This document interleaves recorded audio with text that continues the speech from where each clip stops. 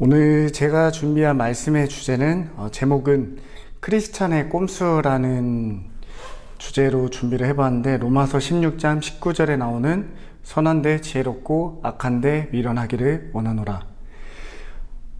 우리는 교회를 오랫동안 다녔던 분들은요, 성경의 말씀을 잘 안다라고 이야기를 해요. 이야기를 하거나 그렇게 생각을 하는 것 같아요. 저도 그랬던 것 같고, 그래서 선한 데는 지혜롭고 악한 데는 미련하기를 원하노라, 이 본문을 보면서 그것이 무엇이 어렵지? 라고 생각을 하는 것 같아요. 당연히 선한 데는 지혜롭게 행하는 게 맞고 악한 데를 미련하기를 원하는데, 우리의 실제의 삶을 보면요, 무엇이 선하고 무엇이 악한지에 대한 기준이 명확하지가 않아요. 다시 말해서 하나님에게 속한 것이 무엇이고 하나님에게 속하지 않은 것이 무엇인지에 대한 고민을 우리는 잘 하고 있는 것 같지 않아요. 요즘에 이슈가 많이 되고 있죠. 정치적으로 목사님이 교회 목사가 정치 이야기를 하는 것이 맞느냐, 교회에서 정치 이야기를 하는 것이 맞느냐, 성경에도 나왔지 않냐, 자로나 우로나 치우치지 말라, 이런 얘기를 제가 실제로 들었거든요. 근데 좌로나 우로나 치우치지 말라는 말씀 거의 대부분이 두 번의 말씀 빼고는 신명기에 나와 있는데, 그 전에 좌로나 우로나 치우치지 말라라는 말 전에 무엇이 있냐면, 여호와께서 명하신 대로 그대로 행하라 라는 본문이 있어요. 여호와께서 명하신 대로 행하라. 그리고 그 길에서 이쪽으로나 저쪽으로나 벗어나지 말라. 근데 그거를 지금에 가져와서 좌로나 우로나 치우치지 말라라고 이야기하면서, 그래, 좌파나 우파나 너희는 그 정치에 신경 쓰지 말고 그냥 예배나 잘 드려. 교회에서는 하나님 앞에 예배나 잘 드리고 기도나 잘해. 그런 프레임을 가지고 이야기를 하고 있어요. 성경에서 이야기하는 건요, 정치적으로 좌나 우로 이야기하는 것이 아니라 하나님의 뜻에서 벗어나지 마라 라고 이야기하는 거예요. 어떤 사람이 자신이 좌파라고 진보 진영이라고 이야기를 하는데, 그 사람의 뜻이 하나님에서 벗어났으면 그 사람은 하나님의 뜻에서 벗어난 말을 하는 거고요, 행동을 하는 거고, 어떤 사람이 나는 보수 진영에 있나, 나는 보수의 성향을 가진 사람이다 라고 이야기하는데, 그 사람의 행동이나 삶이 하나님의 뜻에서 어긋나고 있으면 그 사람은 하나님 입장에서의 선을 행하고 있지 않은 거예요. 제가 크리스찬의 꼼수라고 이야기했는데, 그 꼼수가 무엇이냐면 선하지 않은 것을 선한 것처럼 포장하는 거예요. 우리는 하나님의 선이 무엇인지 명확하게 알지 못하는데도 이것이 하나님이 말하는 선일 거야, 하나님 입장에선 선일 거야. 근데 실제로 그 안에 파고들고 보면요, 하나님 입장에서 선한 것이 아니라 내 보기에 선한 것들이 더 많아요. 또 어떤 사람들은 그렇게 이야기도 해요. 악한 일을 통해서도 하나님이 자신의 뜻을 이루지 않느냐, 믿지 않는 사람들을 통해서도 하나님의 뜻을 이루시는 분이니까 우리는 기도만 열심히 하면 된다. 예배만 잘 드리고 정치에는 상관하지 말아라. 제가 정치를 하라는 게 아니라요, 교회에서 말하는 것을 지키자는 거예요. 하나님의 명령을 지키자는 거예요. 요즘에 이슈가 많이 되고 있어요. 동성애 합법화라든지 차별금지법이라든지 양성평등이라는 말을 성평등으로 바꾼다든지, 그런 것들을 보았을 때 이게 무슨 차별하거나 혐오하는 것이 아니라 그 안에 숨어 들어있는 교회를 공격하는 것, 하나님의 뜻에서 어긋나는 것에 대해서 우리가, 이것이 하나님을 믿는 우리가 그것이 하나님의 뜻에 잘못됐다라고 말할 수 있는 우리의 자유를 지키려고 하는 거예요. 교회를 지키려고 하는 거고요, 기독교를 지키려고 하는 거예요. 우리가 그냥 악한 사람들을 통해서도 이루실 테니까, 나라 정치가들을 통해서도 이루실 테니까 우리는 그저 여기서만 기도하자 라고 말할 거면 산속에 들어가서 믿지, 뭐하러 우리가 세상에 나와 있어요? 왜 교회가 세상 가운데 있어요? 산속에만 있으면 되는데. 왜 그렇다면 굳이 하나님이 이 땅 가운데 사람의 몸으로 입고 와야 될 이유가 하나도 없는 거잖아요. 마태복음 28장 말씀해 보면 너희는 세상으로 나가 모든 사람으로 제자를 삼아 아버지, 아들과 성령의 이름으로 세례를 베풀고 내가 너희에게 분부한 모든 것을 가르쳐 지키게 하라. 내가 너희에게 분부한 모든 것을 가르쳐 지키게 하라. 근데 요즘 돌아가는 꼴을 보면요, 모든 것을 가르쳐 지키게 하는 것이 아니라 요것만 빼서 저거는 조금 예민하니까 이거는 좀 빼자. 이거는 괜찮은 것 같아. 저울질하고 있다고. 이 세상의 선은요, 시대마다 변하고 있어요. 우리나라에서 선이라고 말하는 것들이 다른 나라에 가면 선이 아닌 것들이 여전히 있고요. 우리나라 안에서도 100년 전에는 이것이 잘못이었다 혹은 잘못이 아니다 라고 말하는 것들이 이제 와서는 이것이 잘못된 거다, 그것이 잘당한 거다. 예를 들어 볼까요? 지금 우리나라는 일부 일처를 인정하고 있죠. 일부 일처가 정상적인 거예요. 근데 100년 전에도 과연 그랬을까요? 100년 전에 조선시대 때 과연 일부 일처였을까? 우리가 드라마만 봐도 알잖아요. 근데 그 당시에 사람들이 손가락 쥐고 죄다 해서 관아에 잡아가고 벌어주고 옥에 가두는 시대였나요? 아니잖아요. 근데 지금은 어떻죠? 지금은 그것이 죄다라고 이야기하는 거예요. 그것이 잘못됐다라고 이야기하는 거예요. 그렇다면 우리가 이 세상 가운데 어떻게 해야 되는지를 고민할 필요가 이제는 있는 것 같아요. 저한테도 보면 카톡으로 몇 명의 분들이 문자를 보내요. 카톡으로 이제 메시지를 보내요. 뭐 동성애가 무슨 죄다 막 이러면서 메시지를 보내는데 그 오는 메시지들이요, 너무 자극적이고 너무 레디컬해요. 너무 강해요. 그래서 저조차도 그런 글들은 들어가서 보고 싶지 않아요. 거부감이 들어요. 너무 이게 진짜로 그거는 제가 생각해도 좀 너무 싫어한다, 혐오한다라는 느낌을 받게끔 그 글들이 써져 있고요. 그림이 있고 표현이 돼 있어요. 저는 동성애를 찬성하지 않아요. 그런데도 제가 봐도 거부감이 느껴질 정도로 강하게 써져 있어요. 만약에 하나님을 알지 못하는 사람에게 그런 메시지를 보낸다 했을 때 그 사람이 과연 그거를 들어가서 볼까? 보지 않는다는 거예요. 그냥 카톡 차단해 버려요. 듣지 않아요. 그 사람을 다시는 만나지 않아요. 그 사람의 말을 들으려고 하지 않아요. 이것이 지혜롭지 못하다라는 거예요. 선한 데는 지혜로워야 되는, 하나님 입장에서 선은요, 동성애가 죄라고 이야기하는 거예요. 그것이 하나님 입장에서 선인데 그것을 우리는 지혜롭게 말할 수 있는 지혜가 없다는 거예요. 그들이 듣도록 하는 것. 왜 그것이 잘못됐는가? 그들이 일단 한번 들어보자 라고 하게끔 우리는 만들어야 된다는 거죠. 제가 다시 한번 아까 동성애 반대하는 글을 퍼다 나르는 사람들이 하고 있는 실수 중에 하나가 너무 거칠다라는 거죠. 너무 레디컬하다는 거잖아요. 근데 우리는 하나님을 믿는 사람들이기 때문에 그것이 죄라고 하는 것을 알아요. 그런데 하나님을 알지 못하는 자들에게는요, 어떤 느낌이 드냐면, 그래, 너는 하나님 믿으니까, 너네는 성경을 믿으니까 그것이 당연히 죄겠지. 근데 나는 하나님을 안 믿어. 나는 성경을 안 믿어. 나는 신을 믿지 않아. 그런데 왜 그런 나한테까지 그것이 죄라고 이야기하냐? 왜 나의 종교적인 자유를 너희가 억압하냐? 그렇게 받아들일 수 있다는 거예요. 아니요, 그렇게 받아들여요. 제가 생각해도 그럴 것 같아요. 제가 만약에 하나님을 믿지 않는 사람들인데 누군가 저한테 와가지고 그건 죄야, 하나님이 죄라고 했으니까 성경에 봐봐, 죄라고 했으니까 나는 성경을 믿지 않아. 이 글이 어떻게 써진지 어떻게 알아? 그런 식의 반응이 나온다는 거죠. 이거는요, 지혜롭게 행동하지 못하는 거예요. 하나님 입장에서 하나님의 선을 행하는데 우리는 전혀 지혜롭지 못해요. 오히려 선하지 않은 것을 선한 것처럼 포장하는데 좀 도가 터 있어요. 그러니까 개독교 소리를 듣고, 그러니까 교회 다니는 사람들을 더 악하게 보는 경향이 우리나라에 더 팽배해 있어요. 많이 팽배해 있어요. 제가 전에 보았던 책에 잔잔한 파도라고 돼 있는 말이 뭐냐면요, 이스라엘 속에 들어와 있었던 헬레니즘 문화를 이야기해요.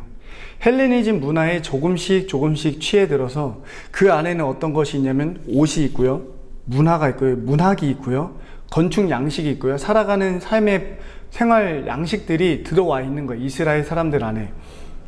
그것들 안에 자연스럽게 무엇이 녹아들어 있냐면 헬레니즘 안에 있었던 우상숭배라든지 다른 신을 섬기는 문화가 조금씩 젖어든 거예요. 그렇게 그들은 나는 하나님을 잘 믿는 사람들이야 라고 이야기하지만 그들의 문화는요, 실질적으로 하나님이 그들에게 알려준 생활 풍습이 아니라, 하나님이 알려준 방법이 아니라 헬레니즘의 문화 속에서 살아가고 있다는 거예요. 마치 지금 저희와 같이. 교회 안에서 우리는 하나님을 믿는 사람들입니다. 나는 예수님을 믿습니다. 나는 하나님을 믿습니다. 라고 말하지만 생활 전반의 대부분은 하나님과 관련 없이 살아가는 거예요. 이것이 잔잔한 파도에 물든다는 거예요. 그렇다면 거센 파도는 무엇이냐? 거센 파도는요, 하나님이 이스라엘 백성에게 알려준 제사의 방법은 돼지로는 제사를 드리지 않는 거예요. 소나 양이나 염소나 비둘기나 곡물이나. 근데 그 하나님이 제사를 드려도 된다라고 말한 것 중에는요, 돼지는 없어요. 근데 헬라 문화에는요, 돼지를 제사를 드려요. 그리고 돼지를 잡아먹어요. 근데 하나님이 명령한 제사의 방법과 다른, 하나님은 드리지 말라 했었던 돼지를 드려라 한 거예요. 헬라의 왕이 이스라엘 예루살렘 성전 안에서. 그리고 몇몇의 제사장들이 그대로 따라요. 그리고 지방의 예루살렘에서 그렇게 제사를 드리고 지방 곳곳에 내려가서 너네 이렇게 이제부터 제사를 드려 라고 말한데, 그 전까지는 아무런 생각이 없이 그냥 그 문화에 물들어 있었던 사람들이 이건 아닌데, 그건 하나님의 방법이 아닌데, 하나님이 보시기에 그건 잘못된 건데 라고 말하면서 그들이 중요하게 생각하는 제사의 문제를 건드리자 그때부터 이제 거센 파도가 오니까 우리는 거센 파도에는 강하게 맞설 수 있어요. 지금 우리나라의 시대가요, 거센 파도가 몰아치고 있는 시대예요. 이전에는요, 영화나 드라마나 소설이나 여러 가지 예능이나 여러 가지 방법으로 우리의 삶 가운데 문화적으로 들어와 있어요. 여러 가지 하나님에게 속하지 않은 것들이. 거기에는 잔잔하게 젖어들었는데, 이제는 법을 바꾸려고 한다는 거예요. 우리를 공격하기 위해서, 성경을 부정하기 위해서. 그것이 잘못됐다라는 거예요. 대한민국이라는 나라는요, 성경 위에 세워진 나라예요. 그 당시 건국되던 그 당시에 우리나라에는 1%의 기독교인이 있었거든요. 우리나라 인구의 1%만이 기독교였어요. 기독교인이었어요. 그런데 우리나라 건국을 위해서 힘쓴 사람들 중에 90% 가까이가 크리스찬이에요.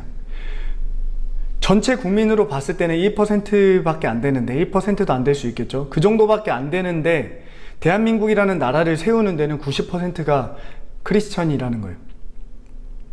그러나 그 이후부터 우리는요, 사단의 공격에 너무 무방비해왔어요. 안심한 것 같아요.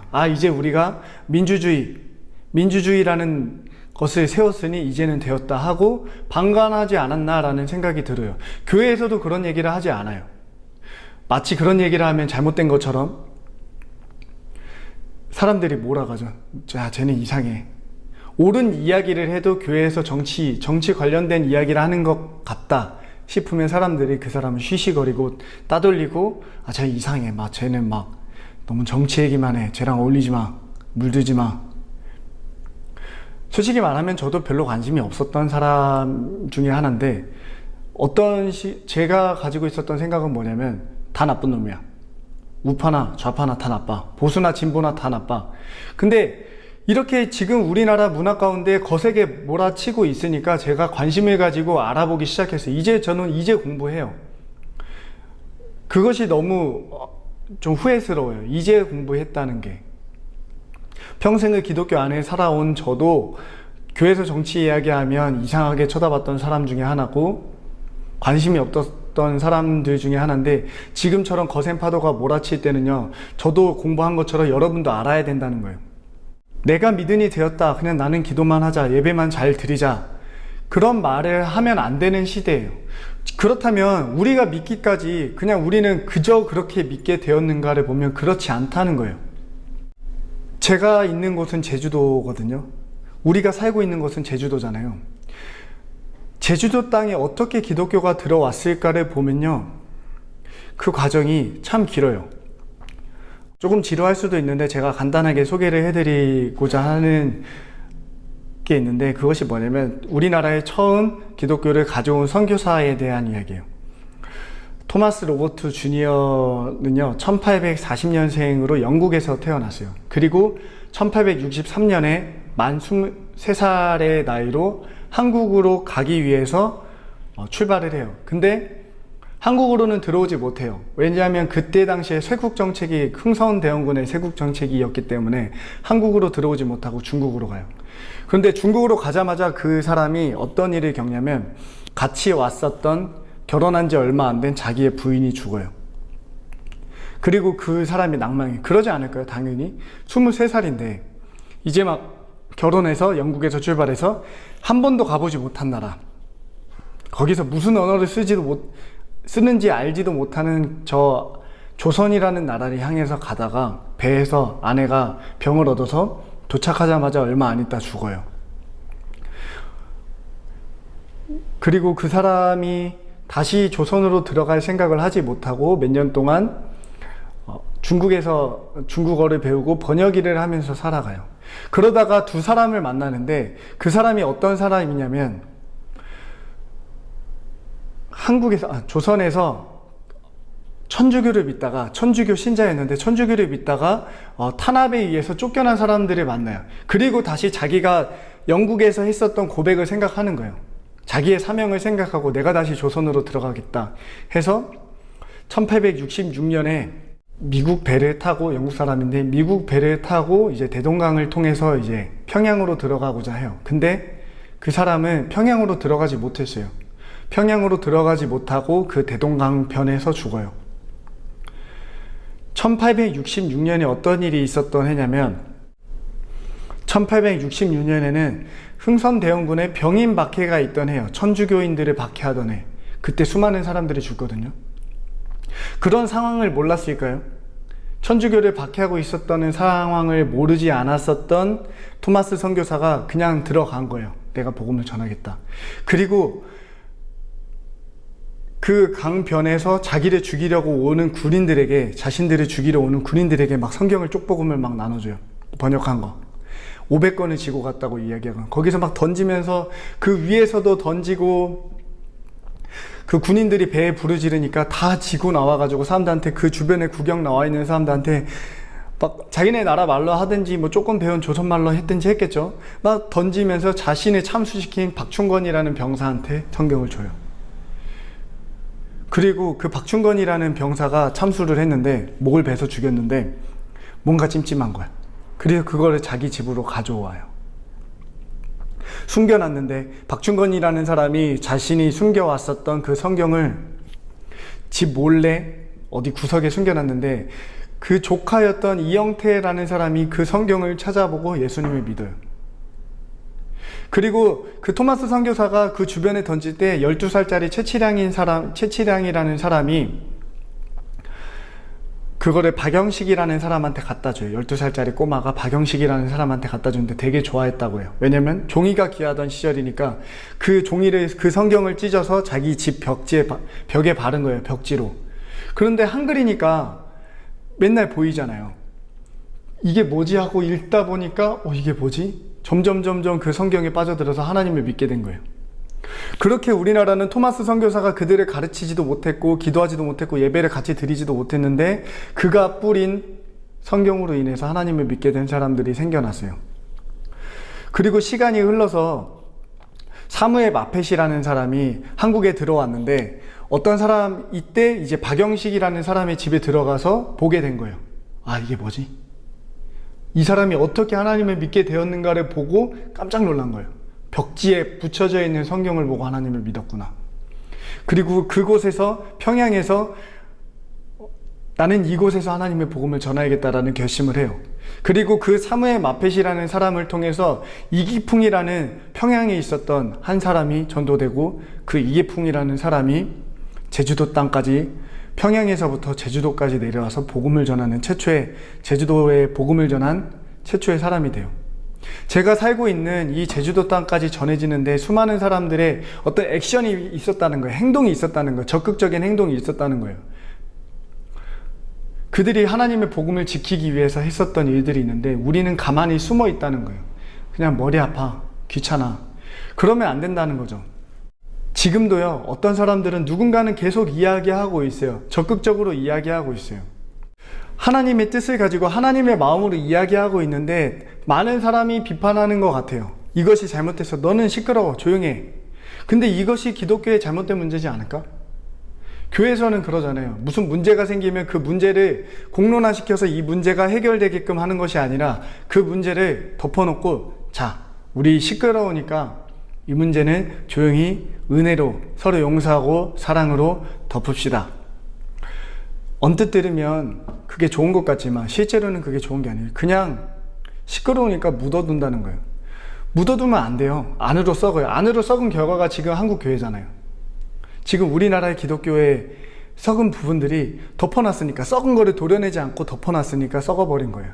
이제는 그거를 드러내야 된다는 거예요. 도려내야 된다는 거예요. 너무나 잘못된 것들이 교회 안에 많이 들어와 있다는 거예요. 세상의 문화가 들어와 있는 거예요. 하나님의 보시기에 선한 것이 아니라 악한 것을 우리는 선한 것처럼 포장해서 교회 안으로 끌고 들어와 있고, 우리의 삶 가운데서 하나님의 뜻으로 행한다라는 거짓말을 하고 있다는 거죠. 전혀 그렇지 않은데, 이것이 하나님의 뜻인지 아닌지 우리는 고민을 잘 안 해요.